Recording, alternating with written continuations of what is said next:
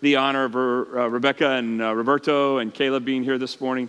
They're in town because they have bought a church van from a church here in Dallas-Fort Worth, and they're going to drive it back this week to Mexico and get it registered and all that kind of stuff. But they bought a church van from here. The rule in Mexico is a very weird rule. If the vehicle is exactly 10 years old, you can transfer it into Mexico at the normal cost of registering a new vehicle. If it's less than 10 or more than 10 years, it's very expensive. And they did this because what was happening was two things. One, newer model vehicles were being exported into Mexico and hurting local car dealers. Or absolute piece of junk cars were crossing the border and being registered and making things worse in terms of pollution and safety and stuff like that. So they came with this rule where if it's exactly 10 years old, you can get it registered, and it's the same cost it would be to register a 10-year-old vehicle if you were already in Mexico and you bought it from a dealer. So that's the weird deal on this. So I think they found a 10-year-old van. They are going to, and the way it works is until registration's complete, technically what you're supposed to do, but I think they're good because they have insurance on it on both sides of the border. What a lot of times people will do is they'll drive it, park it on the U.S. side, have someone come get them, work through all the paper and administration stuff, and after they get that done, go back and get their van from the U.S. side. But I think in this case they'll be okay because I think they have insurance on both, so they can drive it even while they're waiting for the title transfer. But, yeah. Yes? Is it more convenient that you're going to be riding in a van that has Mexican plates? Is that what makes the travel safer or better? You said something like you can't do it. Maybe you were afraid of 10-year.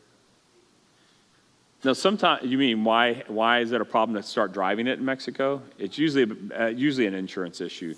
It takes some effort to get insurance that will go on both sides, but I think the church that they're buying it from has it covered on both sides. Until the title gets transferred, they'll just keep the insurance on it. So I think they'll be okay. Yeah. Yeah. Yeah. Boy, that inspection stuff too. 4 years ago, our church van, I didn't know, but the inspection, we didn't pay the taxes on it, and the inspection hadn't been done.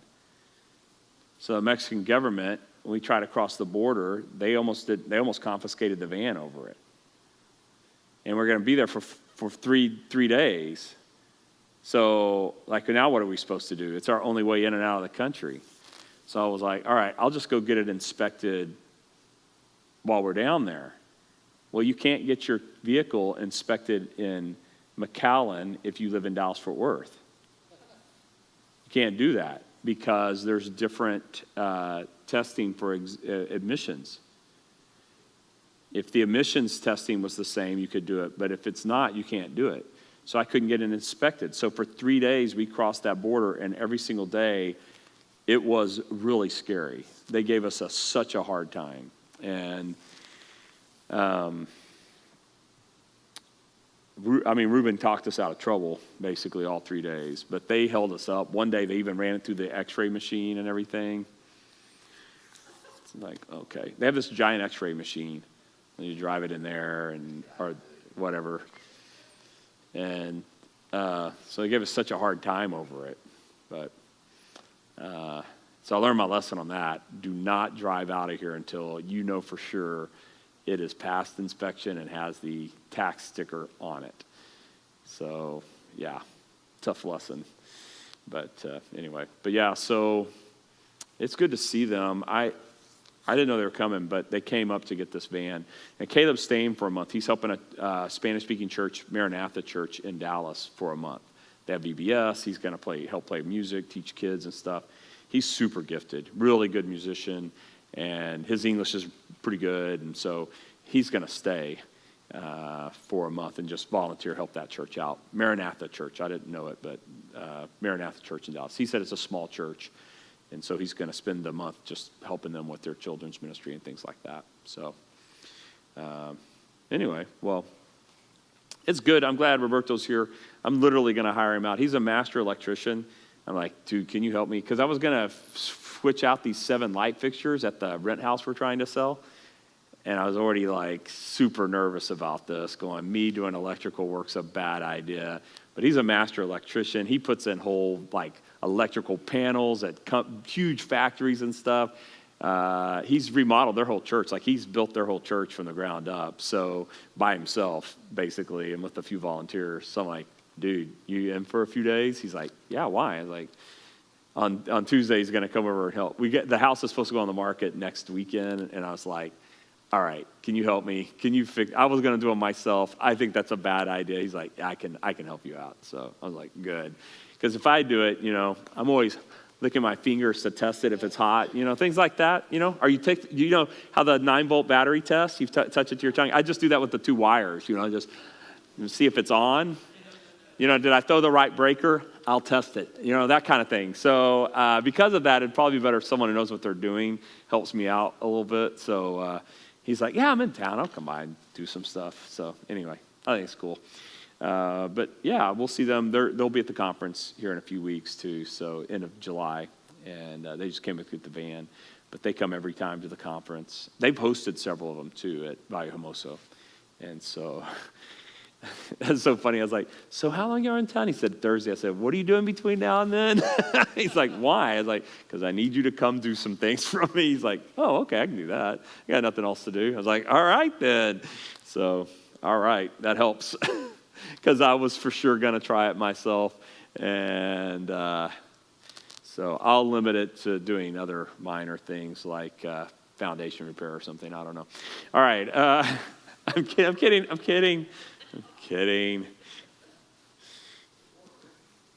What's that? Or roofing, right. Yeah, I mean, what could go wrong? Yeah. Oh, yeah, like you're afraid of roofing. I saw you in person doing that kind of stuff. Oh, my goodness. I have seen your work on the rooftop, sir. Where was that, Beaumont, Port Arthur? Yeah. Yeah, I've seen your work. As, yeah, that house was in bad shape, too.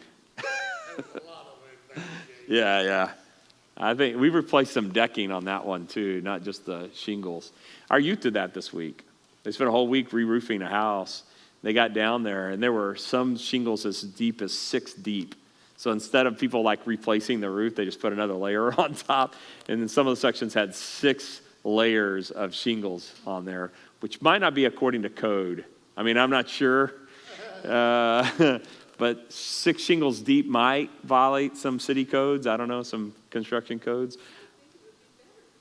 Yeah, thicker, right, thicker. The fact that the wood underneath it was rotting out and you have 6 layers may add to so it's a little bit on the dangerous side of things. They are literally replacing huge sections of decking in that thing too because it had rotted through. But when they got done, the lady was in tears. She was so thankful for them. And what's that? Oh, we did?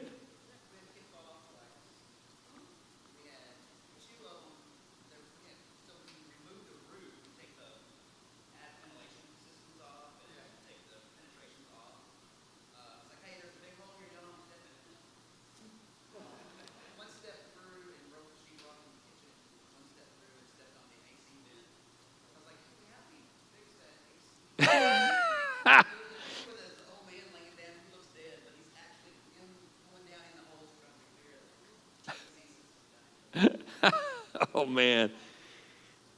Oh, no good deed goes unpunished. So, yeah. Man, oh, man. Well, I remember that one house in Beaumont, too. There was one of those, some kind of vent or whatever, and someone just was checking it, and it just came out, and there was nothing there. It was like, what are we going to do with this? There's just a hole in the roof. I think we just decked over it. I don't think we put it back in. It wasn't doing anything. I think we were just like, I think this is more harm than good for them. I think we just decked over it. But we picked it up, and it was moving around like this, and just picked it out. Like, ugh.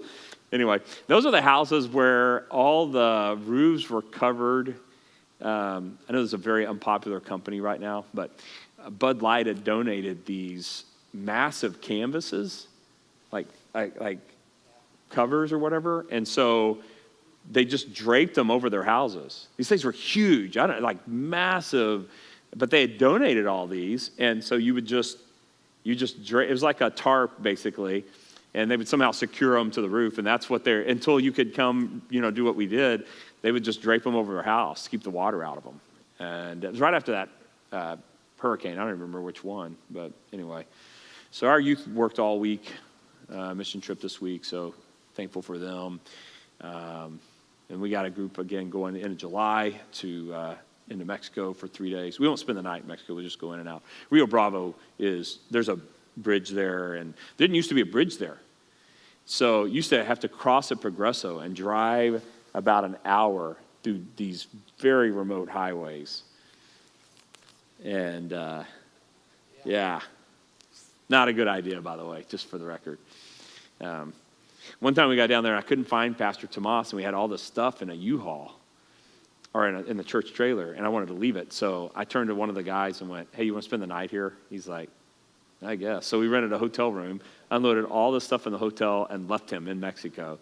And fortunately, he was fluent in Spanish, but we just left him there. Next day, he came back. I knocked on the door. He was still asleep. He slept fine.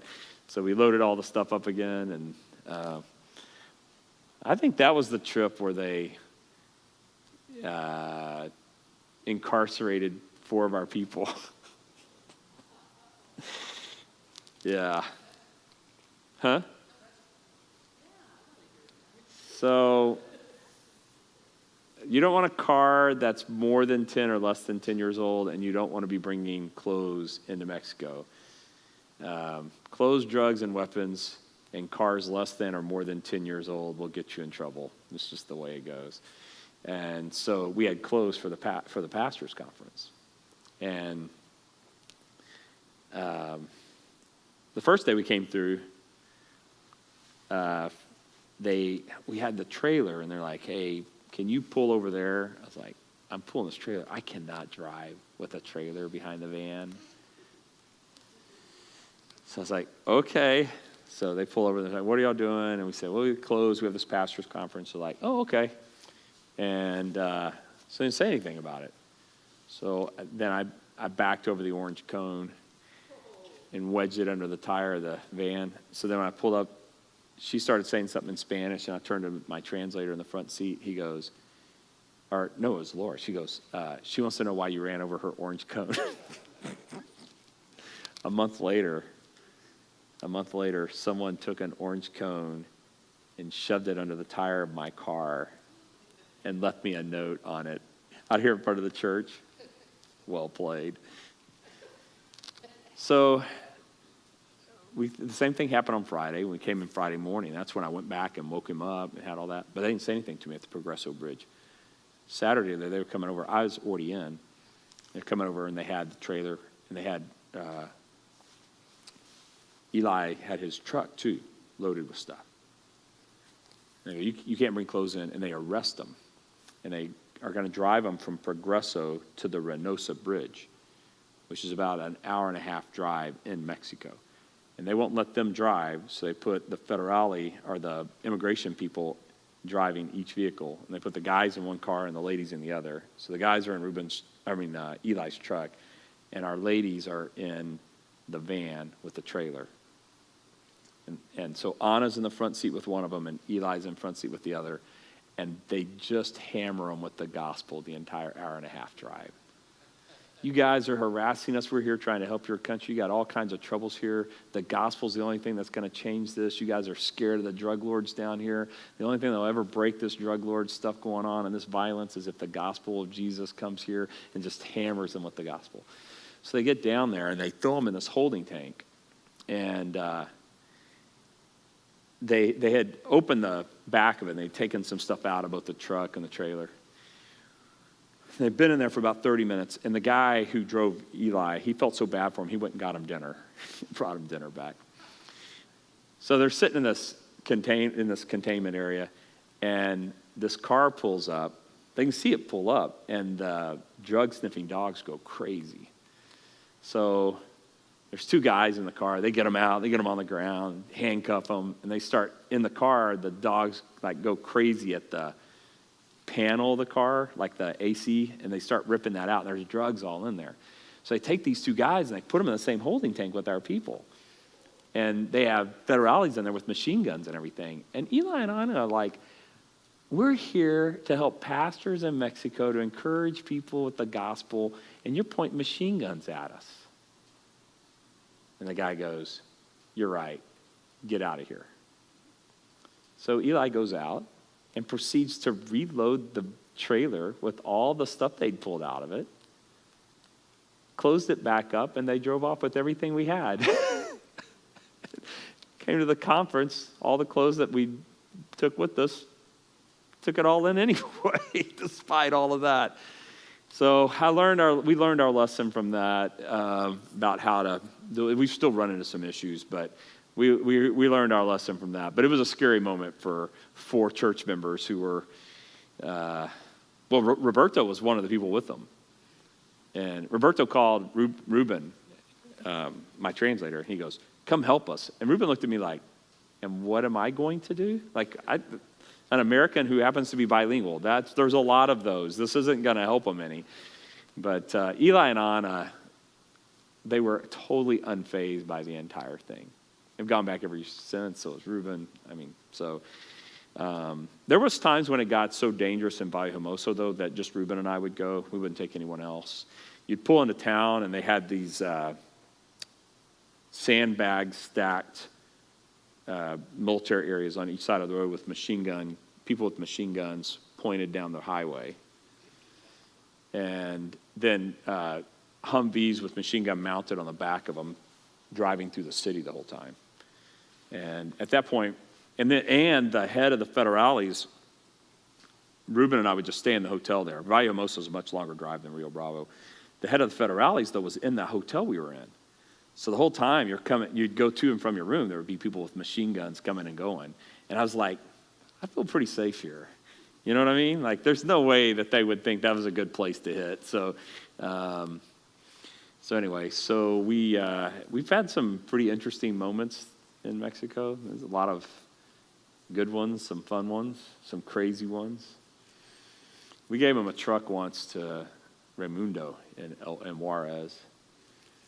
At the time, Juarez was at the height of the drug war. It was the worst it had ever been. And they would have weekends with 30, 40 people killed every weekend. But I wanted to get this truck to him. So I drove this truck. Someone in our church donated. It was exactly 10 years old. I drove it to El Paso, spent the night, and then the next day I met up with Raimundo. And we left the truck with a friend of his, and then I rode in with him so we could do paper.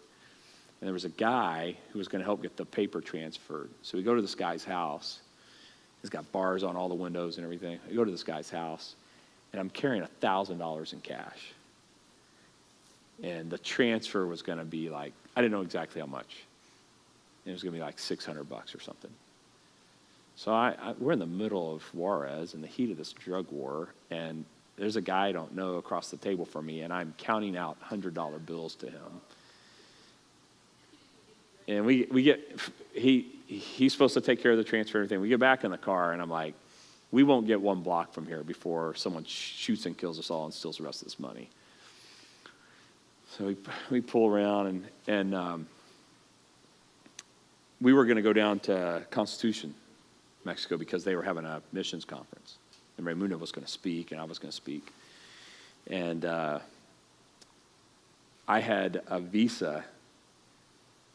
So the way visas work, if you drive in, if you go past 50 miles, 50 kilometers, you go through immigration. And so you have to go in and get a travel visa. And we went in, and the guy behind the counter, me and Ruben did. This is before Raimundo and I, so like maybe a year before. We went in, and the guy's like, well, how long are you going to be? We're like, oh, just 3 days. He's like, okay, you're not coming back to Mexico anytime after that? We're like, well, we're going to Huasteca and whatever. He goes, oh, you should get a 6-month one. That way you don't have to pay for it twice. So we're like, okay, we got a 6-month one. Got it punched. And so when you come out, you can stop that visa by having someone stamp you out, okay? But if you don't do it, the visa's still open, and you can come and go, okay? So we didn't get it punched out because the guy said, well, you can use it in Huasteca. Well, Huasteca, we flew into Tampico. Well, the fly-in visa is not the same thing as the drive-in visa. So now we have a fly-in visa. So when we get to the 50-mile-kilometer mark at Huasteca, because we drove way in, that was crazy too. Federales at 2 a.m. in the cover of darkness with machine guns. I thought we were dead. We weren't. They were actual federales and not someone dressed up as ones. But anyway, I thought they would stamp it. Well, they looked at it and went, no, you have a flight one. As long as you have the flight one, you can drive wherever. Okay, so now we have this open-ended drive-in one. And the person at our church who went in one time before with an expired one of those, they wanted $1,200 for them to pay the fine because it's $5 a day for every day you don't get it stamped out properly. And I was a good 300 days late, so that doesn't sound bad, but that's $1,500. So I told Raimundo, I got to go in this place because this visa's expired, okay? So we're pulling up to this check. I will never forget this. This is terrifying. There's like 5 cars in front. They check all their documents, hand it back to them. Next car pulls up, and I'm supposed to go in. Like, I'm not a Mexican citizen. I'm supposed to go in. Next car, check all the documents. Next car, check. We pull up to our car. The guy goes and just waved us through. Didn't ask for any documentation. So off we drive. Raimundo turned to me and said, see, no problem. I was like, okay. Now I'm in a worse situation because I've now crossed the 50-kilometer mark and I have an expired visa. And you gotta stop the military again. Right. So then the next stop's the military. So now I have violated federal law, knowingly drove past the checkpoint. See, if I'd gone in, they'd been like, hey, you got to pay the fine. The lady with our church before, she talked herself down to $50, and I was like, I'm just going to talk myself out of it. I'll tell them what happened. They'll charge me $50. I'll be out. Well, now I've violated federal law because we drove past the checkpoint. 3 blocks later is the military. And every single person, they're having them get out of the car. They're checking everything in the car, checking all their paperwork. Car in front of us, every car in front of us. They get to us, the military guys go and just waved us through. I was like, okay, I'm going to jail at some point. So we go driving off. We go down to Constitution, have the conference down there. So now the real scare for me is coming back out. All right, come back out, military checkpoint, check in every single person on the way out because they had the military on both sides of the highway. Check in every single person, check every single person. Got to our car, they waved us through. We get to the checkpoint now back at the immigration. They're checking every single person at that 50-kilometer mark. They're checking every single person, right? Checking every person. Got to our car. I kid you not, 4 times they waved us through, and every single time Raimundo did the same thing. He turned to me and said, see, no problem. I should have gone to jail. There is no way I could have avoided it. I don't understand this. So when all was said and done, we got back into the U.S. and I lost my passport. I sent it to the U.S. and said, I want a new passport. I got a new one. That way the visa that was stamped in there that I didn't get stamped out properly was now gone because I got a new passport. And so I've done that a few times. When I've gotten harassment at immigration over something, I'm like, I need a new passport. So I did that with India too once. I was like, I need a new passport. So I got a clean passport, and then the only visa I had was India, and then everything else was empty. So when I went to India, they're like, oh, this brand new tourist from America. Like, kinda. Yeah. Ignore the 12 other times I've been in your country. And so, yeah. Anyway, well, that's enough of travel stories. But I have a heart for Mexico. I love the ministry of those pastors in Mexico. It is a tough place to pastor a church. Many of them live paycheck to paycheck. I don't know how they do it, to be honest. Churches don't have money to pay them. A lot of them work a second job. The Pastor Tomas, they sell tamales once a month to pay the electric bill for their church.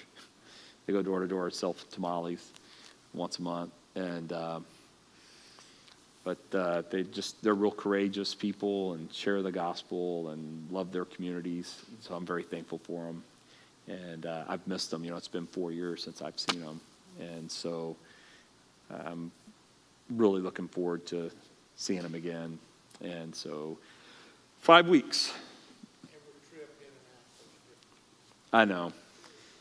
Some years we've had, some years we've had, no issues whatsoever, and the border people were super nice. It just depends on who the boss is in that moment. The other thing is they randomly decide whether to stop you or not. And when you pull up, there's a light, and it's either green or red. It flashes, and then if you get the green, you supposedly can go through. But almost every time I've gotten that green light, they still flag us and pull us over. But what I've found is on the third day, is if the same person's out there the third day, they'll see us and go, just get out of here. But we don't really have a lot of stuff going in with us, though. So it's not like, when we were taking a dentist in with us, it was a lot harder because we had the dentist equipment and all that kind of stuff. And it just looks like, what are y'all doing, There's huge machines and stuff. But now it's just, there's hardly anything. We'll take a little bit of meds with us because Kim, we don't have clinic. Like, it's not an open clinic. Like, the community can't come. We're not seeing patients. Kim will consult with the pastors that come if they have any concerns, and either she'll refer them to someone. Sometimes they'll just have questions like, I've been taking this med for this, what do you think? And she'll be like, yeah, that probably works, or man, you should maybe check this. There's a newer med out. Sometimes she'll find someone with an infection. She'll treat, because antibiotics you can buy from the pharmacy, just walk in and buy them. So she'll treat those. We'll take in a few meds for pediatrics especially, because that's sometimes hard to find there. So we'll take a few suspension stuff with us. So if she gets a kid with an ear infection, she'll give them some amoxicillin or something. Everything else we'll just buy at the pharmacy there.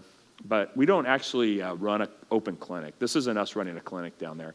I checked with the head of Health and Human Services for Tamaulipas, and he's like, if you aren't like advertising you're running a clinic and you're just talking to the pastors who are there, and most of the meds you get are from Mexico, nobody cares. He's like, that's fine. He told us, we're glad you're helping those guys. Many of them are rural pastors and don't have access to health care at all. And then a few times Kim's referred people out. She's like, look, this is really serious. You need to go get this checked out. And so anyway, we basically just do some encouraging consulting with a lot of them, just checking out. We'll check vision too. Sometimes it's like, oh man, you need a pair of glasses, stuff like that. So sometimes blood pressure too. Sometimes Kim will check me, he's like, you need to go see a doctor. Your blood pressure is really high. You need to get under care of a physician. So that's basically what we do while we're there. She'll check a few minor things, blood pressure, listen to their heart, lungs. But mostly what we do is just kind of consulting with them on how are you doing. She had a few years ago, I don't know if you know this, but this couple had come, they just had a miscarriage, and they came to the conference. They came to see her, because like, why do we have this miscarriage? And of course, there's not any answer to that. So Kim and Anna just prayed and prayed over them. And actually, they came back, they had a 1-month-old baby with them. And so it was a really, really cool moment. And so it was, as Kim will say, mostly what they do is just pray over them and encourage them. So, but a few times they've seen some medical things that were concerning, and they would be like, okay, she'll be like, you need to go see someone. I think she properly tagged someone who was on the kind of emerging cancer type symptoms, and she referred them to an oncologist, like, you need to go see a doctor and get this checked out, things like that. So. Remember, we were constitutional when they killed the embassy in Florida. Yeah, that was that trip where you guys were in Constitution. And Juarez, like I said, was a war zone at the time. They killed some Americans at the U.S. Embassy. And so our group got really like, uh-oh, we have people in Mexico, but doing construction work on that orphanage. Yeah, so anyway, enough Mexico talk, sorry. Well, Book of Revelation, we've been working through this. I want to just talk through a couple things this morning. I want to finish off these last few verses. If anyone has an ear, let him hear. And then it says, if anyone is destined for captivity, to captivity he goes. If anyone kills with the sword he must be killed. Here is the perseverance and the faith of the saints. I've been really intrigued by this text. And because to me, I couldn't tell, is this a warning for believers?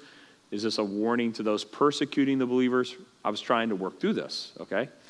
And so I started a couple of commentaries. I checked them both because like, both of them were saying this is a warning to believers not to resist the trouble that's coming as persecution breaks out.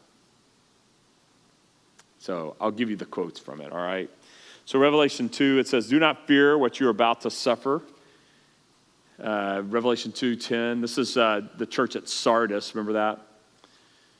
Behold, the devil is about to throw some of you into prison so that you will be tested, and you will have tribulation for 10 days. Be faithful unto death, and I will give you the crown of life.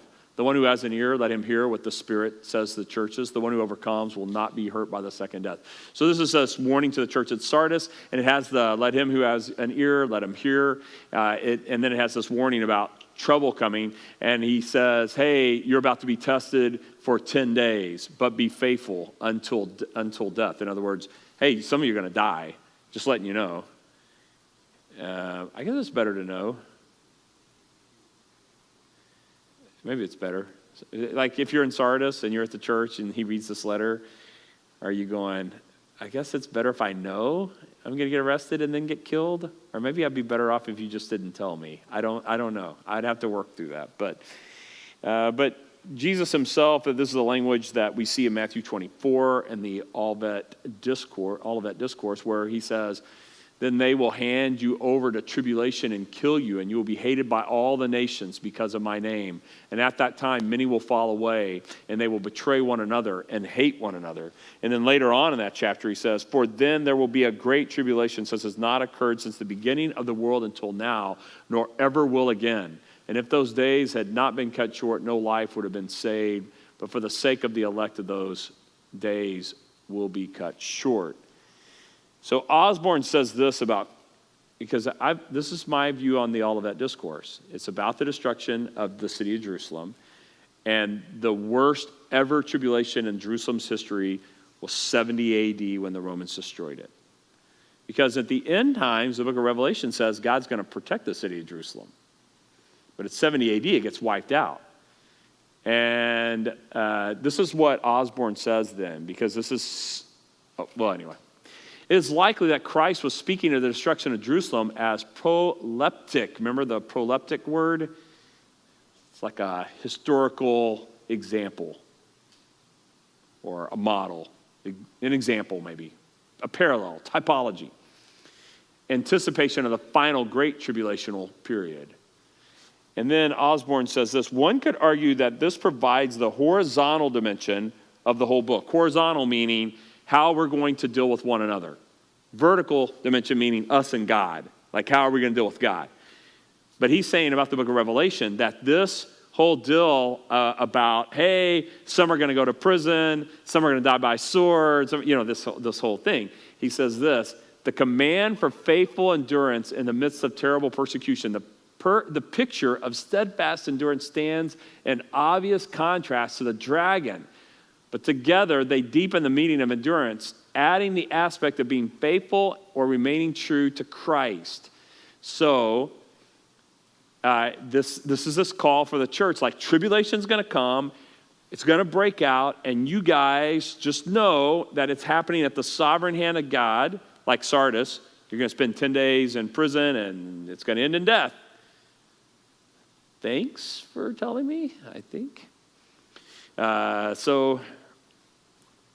In this case, the idea here is that, hey, church, tribulation's coming. The beast cannot, the devil can't overcome you because your name is written in the Lamb's Book of Life. But that doesn't mean you're free from persecution. And the persecution's going to come, and the only people that are going to get persecuted are people whose names are written in the Lamb's Book of Life. Like, everyone will be against you. And the response of the believer is not, I'm going to take up arms but to just know that it's coming. All right, so now back to the verse. If anyone has an ear, let him hear. If anyone is destined for captivity, to captivity he goes. If anyone kills with the sword he must be killed. So this is what Osborne says about this.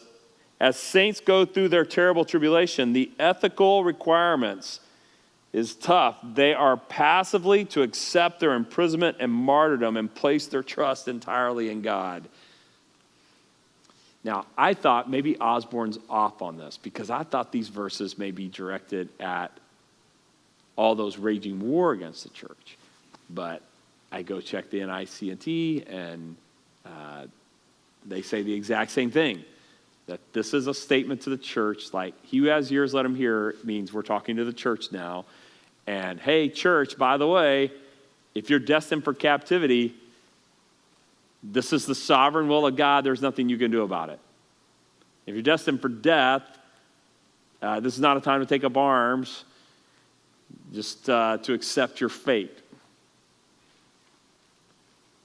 All right, so if the tribulation breaks out and someone's going to arrest you because of your faith, apparently the right response is to allow them to do so.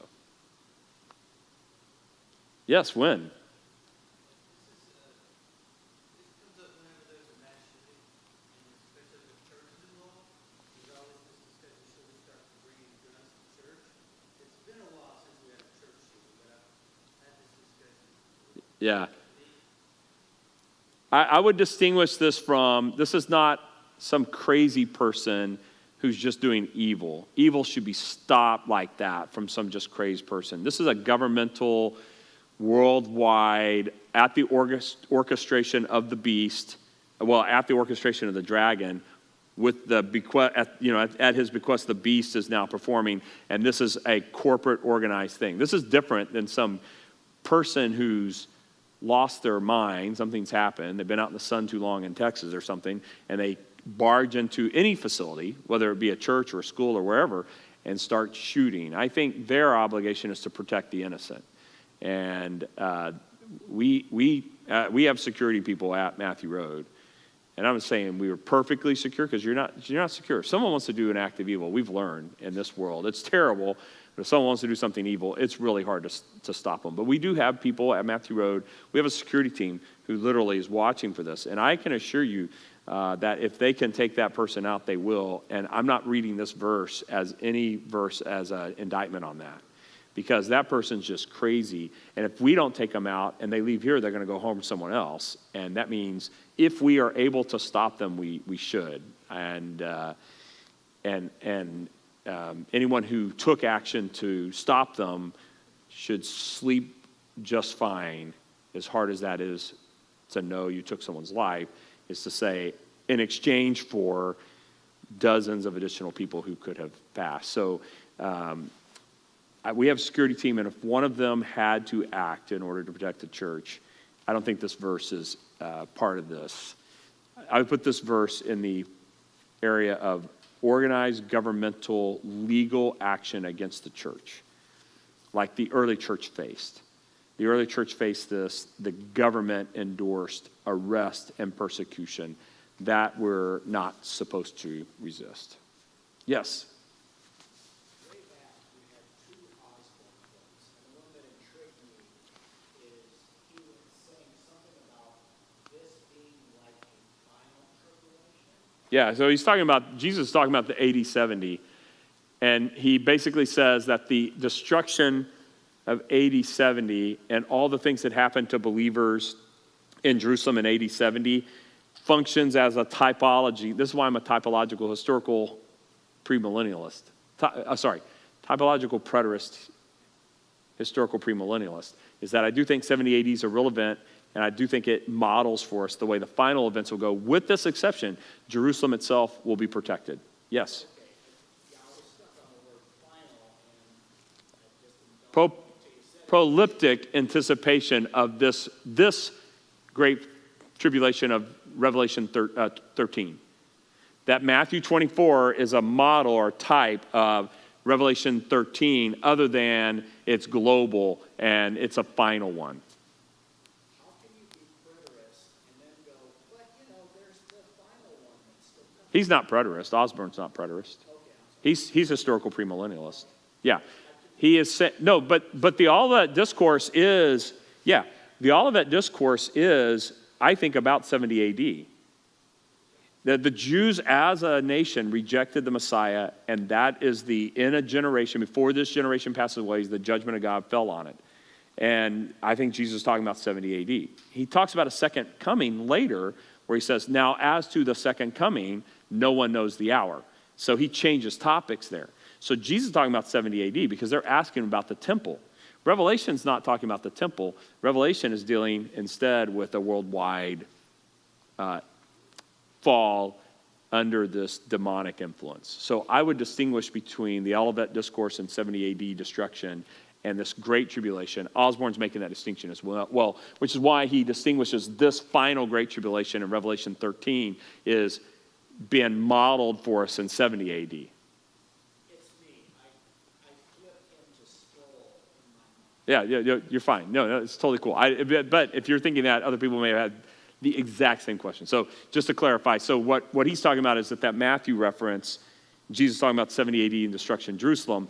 Osborne says the destruction of Jerusalem functions as a model on a grand scale of the final tribulation that will come to the world and the church.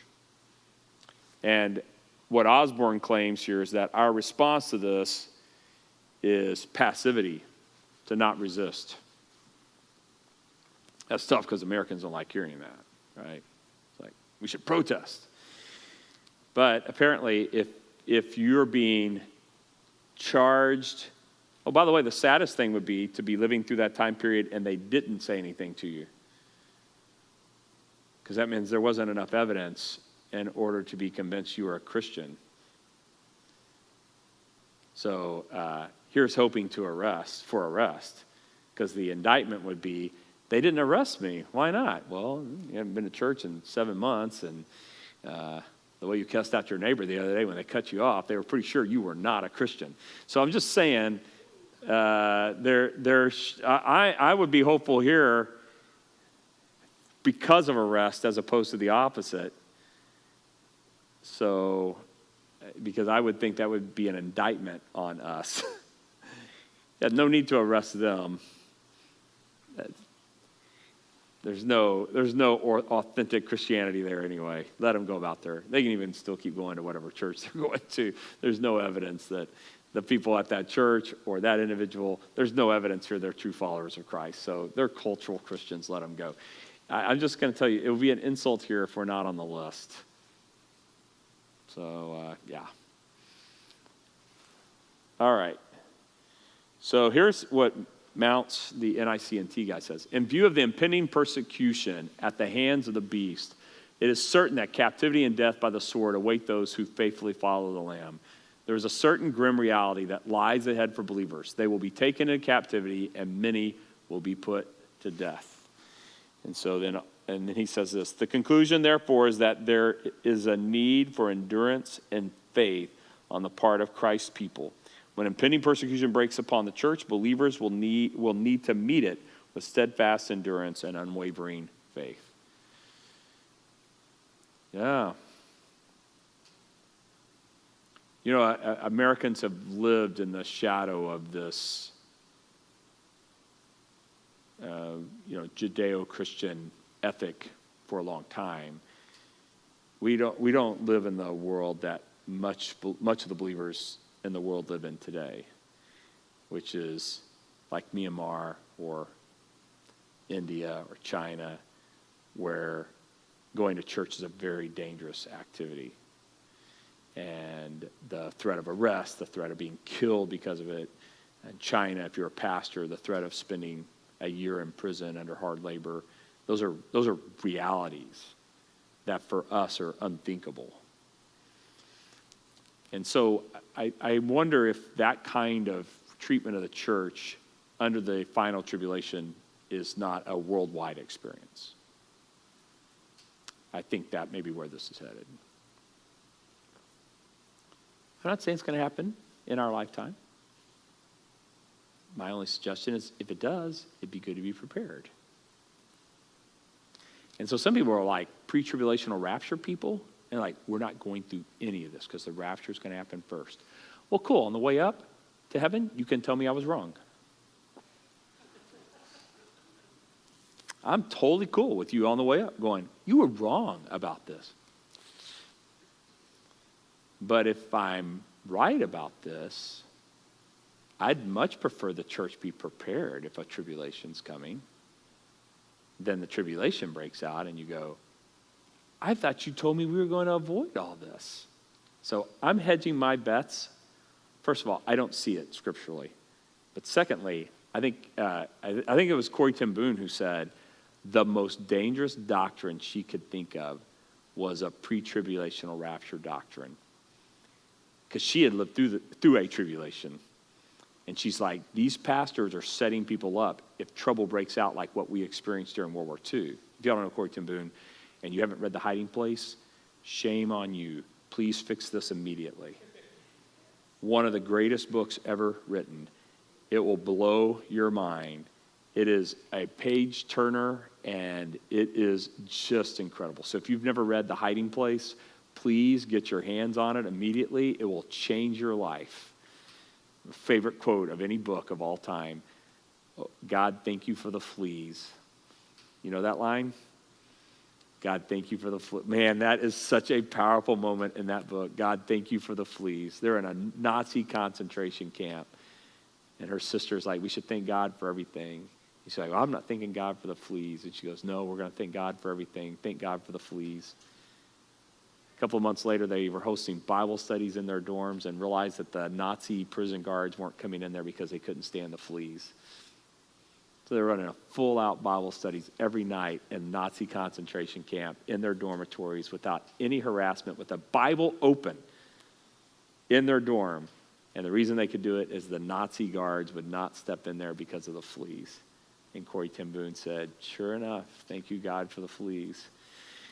One of my favorite quotes from any book of all time. Just an incredible moment in that book. If you have not read that book, you need to read it. Her dad is a monumental figure in Christianity. And just heroic. Unbelievably heroic. But her statement was, this pre-tribulational rapture stuff is dangerous. So I'd prefer to tell you guys, I think the church will be through the tribulation. I don't see evidence of avoiding it. I think 2 Thessalonians 2 absolutely says that's what's going to happen. Until the Antichrist sets himself as the object of worship, the desecration of the temple occurs, all those kinds of things. Until that happens, the church will still be here. And to me, that sure sounds like at least a good portion of the tribulation, since the Antichrist figure doesn't show up till halfway through this tribulation. And until he sets himself up as an object of worship, that's not right at the beginning of the middle of the tribulation. That's toward the end of it. So I got to tell you, I am not hopeful of avoiding 7 years of trouble. So just so you guys know, I think it's coming. In our lifetime, I don't know. I'm getting old. But, I mean, like, you know what I mean? If you're 20... Oh, he'll outlive us all. Give me a break. He's the healthiest person I know. Yeah. I've been meaning to ask if you'd do my funeral, by the way. Yeah. He's a really good preacher, too. So, yeah. Anyway, but I digress. I think here's the cool thing about it. When I was younger, the idea of having to go through the tribulation made me more nervous. But the older I've gotten, the less I go, you know what? I don't want it to happen, but I'm just saying I have a lot less that I feel like I'm clinging to. There's something about aging that does that to you. I don't know. At least for me. It's like, what am I clinging to? My kids are adults. You know? I'm just saying, you get to a point where you're less clingy about this life. So, anyway. All right.